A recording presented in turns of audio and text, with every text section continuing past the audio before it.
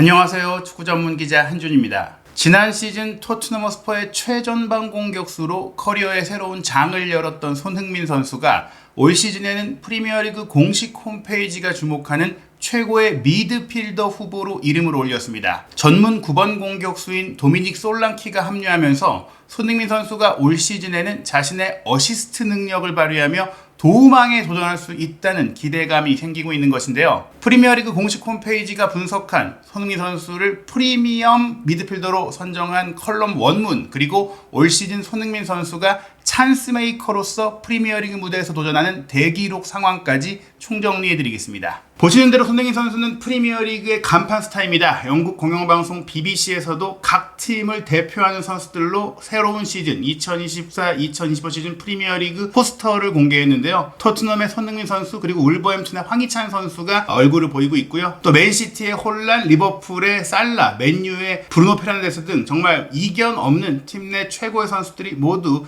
모습을 보이고 있습니다. 우선 손흥민 선수를 올 시즌에 미드필더로 분류할 수 있는, 그렇게 평가할 수 있는 이유는 엔지 포스테코글루 감독이 레스터 시티와의 경기를 하루 앞두고 가진 공식 기자회견에서 올 시즌 팀 운영 방식에 대해 힌트를 줬기 때문인데요. 도미닉 솔랑키 선수를 6,500만 파운드, 토트넘 구단이 창단한 이후 최고액의 이적료로 영입한 것이 역시 가장 큰 관심이자 이슈죠. 전문 9번 공격수 해리 케인이 떠난 이후 최전방을 책임질 공격수가 마침내 합류했기 때문에 지난 시즌에는 어떻게 보면 포스테코글루 감독도 히샬리송도 있고 또 손흥민 선수도 최전방 9번 역할을 할 수 있다라고 생각을 했기 때문에 9번 공격수를 영입하지 않을 수 있었다. 물론 추진하지 않은 것은 아니지만 다른 포지션에 대한 보강이 우선이었고, 그 과정 속에 여의치 않던 상황들, 자금적인 상황들 속에서도 손흥민 선수를 최전방으로 쓰면서 대안을 찾았고, 그 대안이 어떻게 보면은 장기적인 플랜 A도 될 수 있다라는 기대감들을 보여줬었잖아요. 그래서 지난 시즌 손흥민 선수는 스트라이커, 포워드, 최전방 선수로 분류가 됐었는데, 사실 손흥민 선수가 커리어 내내 왼쪽 측면 공격수 역할을 많이 하면서 실질적으로 이 판타지 리그라든지 통계 기록상에서는 미드필더로 많이 분류가 되어 왔었습니다. 지난 시즌에 스트라이커로 최전방에 올라가면서 포워드로 분류가 됐었는데, 올 시즌에는 다시 손흥민 선수를 그의 최고의 포지션에 쓸 것이다 라고 이야기하면서 결국 최전방에서도 물론 월드클래스라는 평가를 받은 손흥민 선수지만, 손흥민 선수가 더 많이 경기에 관여하고 기여하고 또 팀을 이끌 수 있는 위치는 왼쪽 측면 공격수다라고 포스테코글루 감독이 얘기를 합니다. 그게 뭐 절대적으로 손흥민 선수의 역할이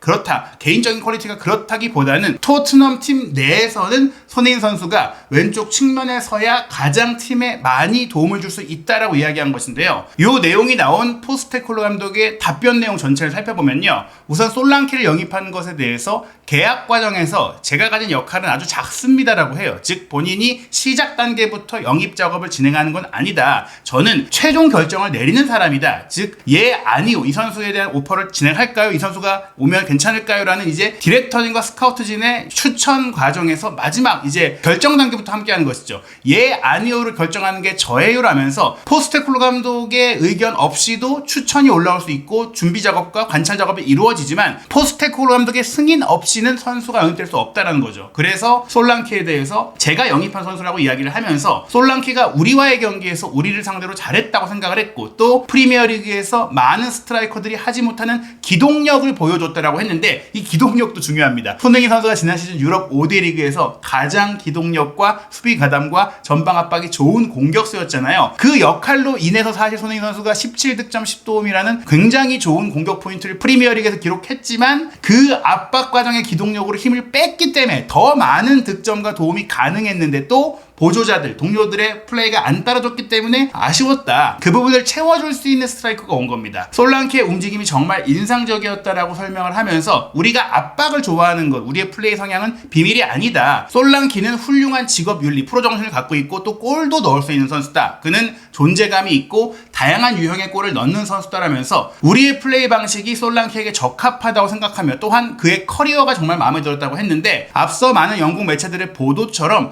포스테코글루 감독은 한 사람에 대한 이해, 그 사람의 동기, 성품, 인생, 그런 과정들을 중요시 여기는데, 분명 뛰어난 젊은 유망주였고 몇몇 빅클럽에 입단을 했지만 일이 잘 풀리지 않았고, 그 어려움, 시련을 딛고 일어서서 지난 시즌 프리미어리그에서 19골을 넣는 놀라운 활약을 펼쳤다. 꺾였다 일어서보는 시련과 역경을 이겨내본 경험이 있는 선수이기 때문에 더욱더 마음에 들었다. 다시 B클럽에 복귀했고 그가 올바른 사고방식을 가지고 있다는 걸 알기 때문에 좋아한다고 했는데요. 지난 시즌을 돌아보면서 히샬리송이 뛸 수 있을 때 부상 문제가 없을 때는 뛰어났지만 작년에는 부상이 많았기 때문에 결국 손흥민 선수를 안쪽 중앙 전방 공격수로 기용해야 했다라며 손흥민 선수를 최전방에 둔 것은 자신의 전술적인 신의 한 수가 된 것은 맞지만 그것을 플랜 A로 삼았다기보다는 어쩔 수 없는 임시 방편상에서 최선을 끌어낸 것이라고 얘기를 했습니다. 그리고 오른쪽 측면에서 주전으로 뛰었던 브레넌 존스는 이제 겨우 22살이고 B클럽에서 첫 시즌을 보내고 있는 상황이었기 때문에 사실 그렇게 많이 뛸 정도의 선수는 아니었다고 했어요. 그렇기 때문에 티모 베르너를 영입해야 했었고, 왜냐? 손흥민 선수를 최전방 중앙에 쓰다 보니까 왼쪽 측면에 티모 베르너를 둬야 했었고, 또 그 이유 중에 하나는 왼쪽 측면 공격수로 뛸 수 있는 이반 페리시치와 솔로몬까지도 2라운드 일정 초반의 부상으로 잃었기 때문에 우리는 어떻게 보면은 윙어 2명이 부족한 상태였다. 왜? 손흥민 선수를 최전방에 써야 했으니까, 즉 전방에 부족한 숫자를 손흥민 선수로 채우다 보니까 윙어가 부족해졌는데 올 시즌에는 최전방에 적임자를 찾았기 때문에 이제 측면의 적임자인 손흥민 선수를 왼쪽에 쓸 수 있게 됐다라고 이야기한 겁니다. 그래서 우리가 오프 시즌에 스트라이커 포지션에 좋은 존재감을 보여줄 선수를 보강해야 한다고 생각한 것이다. 손흥민 선수를 왼쪽에 쓰기 위해서. 그렇다고 이 얘기가 다양한 전술적인 능력을 가지고 있는 손흥민 선수를 중앙 공격수로 뛰지 않게 할 거다, 아예 안 쓸 것이다 라고까지 얘기하는 건 아니지만, 뭐 선수들의 부상 그리고 상대팀의 성향까지 고려했을 때 다양한 역할, 손흥민 선수가 다시 스트라이커로 올라갈 가능성도 있습니다. 하지만 그가 왼쪽에 있을 때 훨씬 더 우리가 더 좋은 팀으로 기능할 수 있다. 손흥민 선수는 전반적으로 일반적으로는 왼쪽 측면에 둘 것이고 우리가 개선하고자 했던 것이 바로 이 부분이다. 최전방에 개선이 필요했고 솔랑키를 영입하면서 개선할 수 있었다. 손흥민 선수를 최전방에 쓸 수밖에 없었는데 이제는 그러지 않아도 되는 솔랑키가 왔다라는 것이죠. 그런 상황이다 보니까 기본적으로는 최전방에 솔랑키, 왼쪽 측면에 손흥민 선수인데 이게 완전히 셋이 올라간 3톱 형태로 나란히 선다기보다는 확실히 솔랑키가 앞에서 버텨주고 묶어주고 손흥민 선수는 위아래로 오가면서 전후좌우로 움직이면서 플레이를 하다 보니까 미드필더로 분류하는 게 맞다라고 봐야 될 것 같아요. 그래서 프리미어리그 공식 홈페이지도 포지션 분류가 매우 중요한, 포지션마다 각기 다른 가중치의 포인트가 적용되는 판타지리그 기준으로 손흥민 선수를 미드필더로 분류하며 올 시즌을 전망하는 과정 속에 어떤 선수가 올 시즌 판타지 프리미어리그의 베스트 프리미엄 미드필더일까요? 라고 소개하면서 사진을 꼽은 게 살라, 손흥민, 트로사르, 리버풀, 토트넘, 아스널, 챔스 진출권, 우승 경쟁권 선수들의 대표적인 공격한 미드필더들입니다. 이 프리미엄 미드필더라는 것은 판타지 리그, 프리미어리그에서 공식적으로 운영하고 있는 판타지 리그에서 시장 가치상, 이 판타지 리그 내 가치상 700만 파운드 이상의 몸값을 기록한 선수들을 프리미엄 미드필더라고 소개를 하는데요. 그 프리미엄 미드필더 중에서 950만 파운드가 넘는 몸값의 선수는 딱 6명밖에 없다고 합니다. 그 주인공이 1250만 파운드의 모하메드 살라, 1050만 파운드의 콜 파머, 그리고 1000만 파운드의 손흥민 선수와 부카요 사카, 950만 파운드의 필 포든이에요. 여기서 이 몸값 순위를 보면은 살라가 미드필더 1위, 그리고 파머가 2위, 손흥민 선수와 사카 선수가 공동 3위인데 50만 파운드밖에 차이가 나지 않고 지난 시즌 프리미어리그 올해 선수로까지 선정되면서 큰 각광을 받았던 필 포든보다도 손흥민 선수의 몸값이 더 높은 상태다. 즉 손흥민 선수가 그만큼 가치를 프리미어리그 공식 전문가 패널들로부터 인정받은 것이고, 실제 이 선수들의 몸값은 그냥 주관적인 판단만으로 나온 게 아니라 지난 시즌에 개인적으로 판타지리그 포인트를 200포인트 이상 얻은 선수들이다. 물론 포든 선수가 페널티킥을 전담하지 못했던 불리한 점이 있었다라는 얘기가 나왔지만 손흥민 선수도 그렇다고 지난 시즌에 케인이 떠나면서 전담 페널티킥커가 됐지만 페널티킥 자체를 찰 수 있는 기회가 많지 않았거든요. 그렇기 때문에 기본적으로 경기력적인 공격 포인트 생산력에 있어서 손흥민 선수가 미드필더 중에는 최고급으로 평가를 받았다. 그리고 이 6명 선수에 대해서 프리미어리그 공식 홈페이지가 직접 이 세부 기록을 통해 비교하는데요. 먼저 살라는 개인적으로는 2023-2024 시즌에 판타지리그가 공식 출범한 이후 최악의 시즌을 보냈지만 그럼에도 불구하고 득점 위협 측면에서 여전히 타의 추종을 불허하는 것으로 나타났다고 합니다. 리버풀 스타 살라는 지난 시즌 90분당 4.01회의 슈팅, 3.24회의 박스한 슈팅, 1.16회의 빅찬스 창출을 기록하면서 경기당 한 골 정도로 확실히 만들어내고 하면서도 또 득점도 할 수 있는 경기를 했다는 것이죠.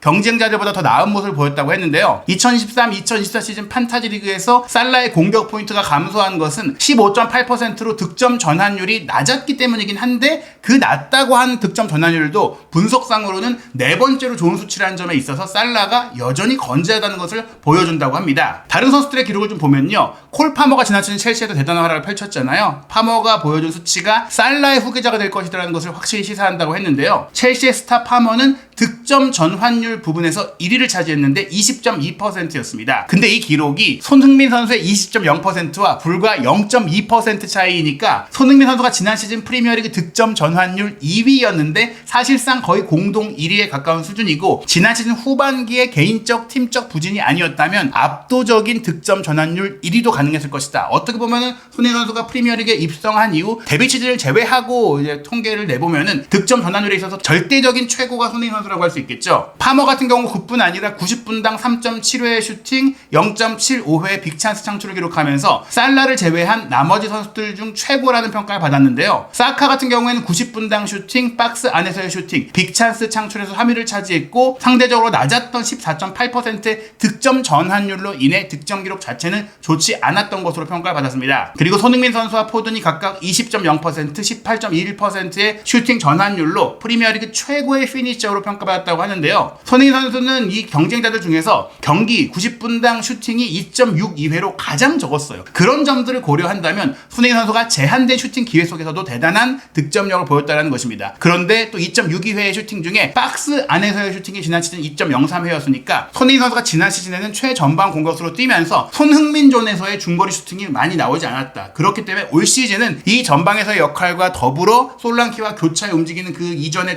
강점과 이선에서 본인의 강점을 발휘한다면 올 시즌에 더 풍부한 득점 기록과 공격 포인트 기록을 세울 수 있다라고 기대할 수 있는 것이죠. 창의성 측면에 있어서는 분명히 미드필더 포지션에서 더브라이너에 대한 이야기를 하지 않을 수 없는데요. 더브라이너의 매력이 분명히 창의성에 있고 90분당 1.53회의 빅찬스를 창출하면서 가장 가까운 라이벌인 살라의 0.77회에 거의 2배에 달하는 수치를 기록했습니다. 하지만 더브라이너의 출전 시간이 경쟁자들을 비교했을 때 판타지 리그에서는 훨씬 더 위험하다. 나이, 부상 그리고 경쟁 포지션의 로테이션 부분들로 인해서 판타지 리그는 많이 뛰는 것이 중요하잖아요. 그만큼 많은 기회가 주어질 수 있고 기록적으로 집계를 하기 때문에 더브라이너가 이런 면에서는 불리하기 때문에 최고의 프리미엄 미드필더로 올라가기 어렵다라는 겁니다. 감독과 전술의 변화로 리버풀의 공격이 물론 바뀔 수 있는 부분들이 있지만 살라의 득점 위협과 전반적으로 빅찬스를 만들어내는 데 있어서 역시 현재 미드필더 중에 판타지 리그에서 가장 확실하게 포인트를 기대할 수 있는 선수는 살라라는 것인데 지난 시즌 프리미어리그의 빅찬스 창출 미드필더 기록을 보시면 더브라이너가 90분당 1.53회, 살라가 0.77회인데 손흥민 선수가 0.62회로 3위였습니다. 파머, 손흥민, 사카 모두 이 출전 시간에 있어서는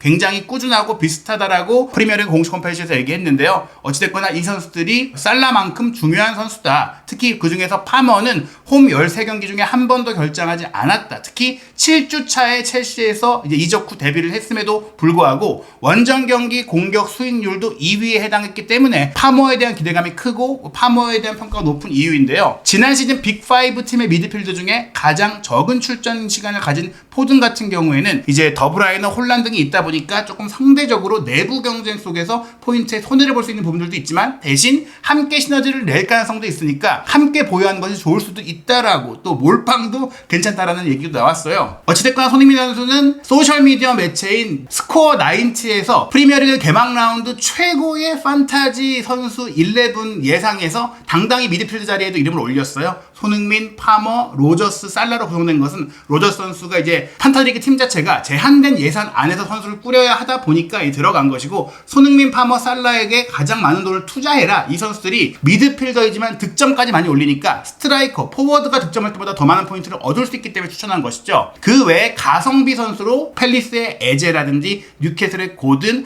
아스널의 트로사르, 마르티넬리, 리버풀의 조타 등이 꼽혔는데 조타도 사실은 개막전에서 최전방 공격수로 뛰었잖아요. 물론 가짜 9번이기 때문에 정통 9번 역할을 한 것은 아니지만 미드필더로 최전방으로 분류된 조타가 최전방에서 뛰고 있는 것들은 어떻게 보면 또 기대할 수 있는 선수로도 평가받을 수가 있겠습니다. 손흥민 선수가 지난 시즌 빅찬스 창출 3위였다고 말씀을 드렸는데 프리미어리그 오픈 플레이 상황에서의 기회 창출 순위에 있어서도 탑5에 들었습니다. 4위에 올랐는데요. 아스널의 주장 마르틴 웨데고르가 88회로 가장 많았고 맨유의 주장 브루노 페르난데스가 75회, 아스널의 에이스 부카요 사카가 69회로 3위였고 토트넘의 주장 손흥민 선수가 67회, 그리고 토트넘의 파트너 데얀 클루세스키가 66회였어요. 흥미로운 것은 아스널 주장, 맨유 주장, 토트넘 주장이 기회 창출 탑5 안에 들었다는 것이다. 결국 주장들이 기회를 만들어주고 동료들에게 공급하는 데 있어서 최고의 역할을 하면서도 또 리더십을 발휘하고 있다라고도 볼 수 있는 대목인데요. 손흥민 선수가 이렇게 기회 창출 능력이 뛰어남에도 불구하고 프리미어리그에서 한 시즌 가장 많이 기록했던 어시스트가 10개입니다. 물론 10개도 작은 게 아니에요. 그 10개의 기록 속에도 두 자릿수 득점했던 시즌이 많기 때문에 10-10을 벌써 3시즌을 달성을 했는데, 사실 지난 시즌도 동료들의 결정력이 조금만 더 좋았다면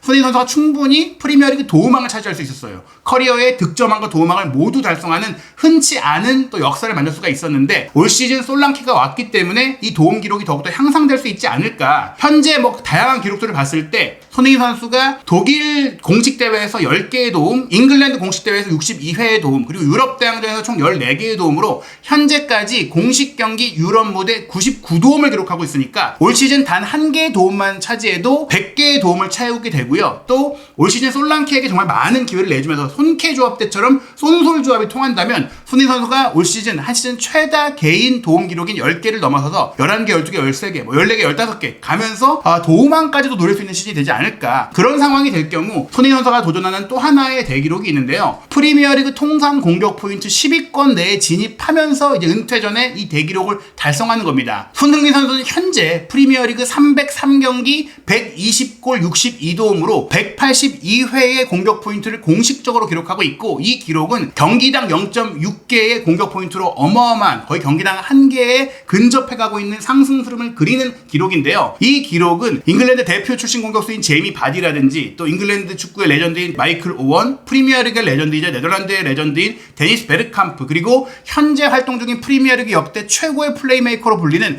케빈 더브라이너보다도 높은 공격 포인트 기록입니다. 더브라이너보다 2개가 더 많습니다. 더브라이너가 180개거든요. 올 시즌 활약에 따라서 추월할 수가 있는데 여전히 첼시 소속으로 현역이긴 하지만 지금 입지 문제로 이적설까지 나오고 있는 라임 스털링이 이제 185개로 손흥민 선수와 3개 차이 16위고요. 저메인 데포가 토트넘 선수 출신으로서 195회로 15위, 네덜란드 출신 반페르시가 197개의 공격 포인트로 14위, 그리고 로비 파울러, 스티븐 제라드 등이 11위, 12위인데 각각 212개, 202개의 공격 포인트를 올렸거든요. 손흥민 선수가 노릴 수 있는 것은 200개의 프리미어리그 통산 공격 포인트이고, 200개를 채울 경우 13위까지 치고 올라가게 되면서 그 200개가 이제 18개 남았잖아요. 올 시즌 충분히 20개의 공격 포인트를 손흥민 선수가 올릴 수 있는 것이 현실적인 지금까지의 흐름이라면 20개, 30개까지 공격 포인트를 달성할 경우에는 제라드의 기록까지도 따라갈 수 있다. 그리고 장기적으로는 222개의 공격 포인트로 역대 공격 포인트 10위에 올라있는 테디 셰링엄의 기록까지도 노릴 수 있습니다. 이렇게 기대할 수 있는 이유가 손흥민 선수가 최근 5년 동안 정말 어마어마하게 프리미어리그에서 영향력을 발휘했기 때문인데요. 물론 엘링 홀란이 겨우 2시즌 만에 64호 골을 달성하면서 지난 5년간 득점 랭킹 4위까지 치고 올라왔지만, 지난 5년간 프리미어리그에서 가장 많이 골을 넣은 모하메드 살라 101득점, 그리고 해리 케인이 떠난 가운데 86득점, 세 번째가 78득점의 손흥민 선수거든요. 손흥민 선수가 최근 계속해서 두 자릿수 득점을 올리고 있어요. 부상으로 힘들었고 안면 골절까지 있었던 2022-2023 시즌에도 기어코 10호 골을 기록하면서 두 자릿수 득점을 넣었었고, 또 최근 이제 4시즌을 봤을 때는 17득점, 23득점, 10득점, 17득점이잖아요. 또 한 번 20호 득점을 노릴 수 있고 두 자릿수 도움을 노릴 수 있는 그런 흐름 속에서 손흥민 선수의 지금 페이스라면 충분히 득점과 도움, 공격 포인트 이 모든 기록에서 신기원을 열 수 있습니다. 손흥민 선수는 커리어 안에서 충분히 프리미어리그 통산 22 득점에 오를 수 있을 것으로 보이는데요. 현역 최다골은 해리 케인이 프리미어리그를 떠났기 때문에 모하메드 살라입니다. 158득점으로 현재 득점 10위에 올라 있고요. 이제 득점 10위에서 5위권 세르히오 아게로의 득점 기록까지도 30골이 채 남지 않았기 때문에 올 시즌 활약에 따라서 탑5까지 노릴 수 있는 상황입니다. 손흥민 선수는 현재 120득점으로 22위, 스티븐 제라드와 동률인 상태인데요. 20위권 이내 진입은